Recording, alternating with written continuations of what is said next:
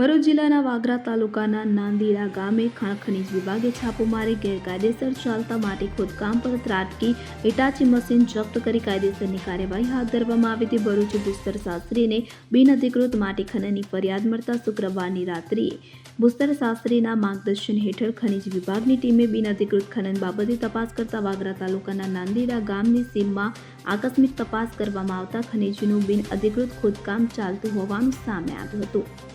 સ્થળ પરથી તંત્ર દ્વારા હિટાચી મશીન કબજે લઈ વાગરા પોલીસ સ્ટેશન ખાતે મૂકી કાયદેસરની કાર્યવાહી હાથ ધરવામાં આવી હતી। સ્થાનિક સૂત્રો દ્વારા મળતી માહિતી મુજબ નાંદેડા ગામની સીમમાં સર્વે નંબર 48 વાળા એક ખેતરમાં ગેરકાયદેસર માટી ખનન ચાલી રહ્યું હોવાની વિગતો સાંપડી હતી। વાગરા પંથકમાં રોયલ્ટી વિના જ ખનીજ માફિયાઓ માટી ઉલેચી રહ્યા હતા તો બીજી તરફ કોની રહેમ નજર હેઠળ ખનીજ માફિયાઓ બેફામ બન્યા છે તેવા પ્રશ્નો હાલ તો ચર્ચાની એરાણે ચડ્યા છે। ખનીજ વિભાગ દ્વારા માત્ર હિટાચી મશીન જપ્ત કરાયું છે તો ખનીજને વહન કરવામાં ઉપયોગમાં લેવાતા અન્ય વાહનો ક્યાં રાખવામાં આવ્યા છે તે બાબતની તપાસ કેમ કરવામાં આવતી નથી। આવા વાહનો કયા કારણોસર જપ્ત કરવામાં નથી આવ્યા કે જેવા અનેક સવાલો પંથકના જાગૃત નાગરિકોમાં ચર્ચાઈ રહ્યા છે। આધારભૂત સૂત્રો થકી મળેલી માહિતી પ્રમાણે આ ગેરકાયદેસર માટી ખનન કરાવનાર વાગરા તાલુકાના ભારતીય જનતા પાર્ટીના નવનિયુક્ત ઉપપ્રમુખ અનિલ વસાવા હોવાની ચર્ચાઓએ પણ જોર પકડ્યું છે। ખાણ ખનીજ વિભાગના અધિકારીઓનો પણ ટેલિફોનિક સંપર્ક સાધવાનો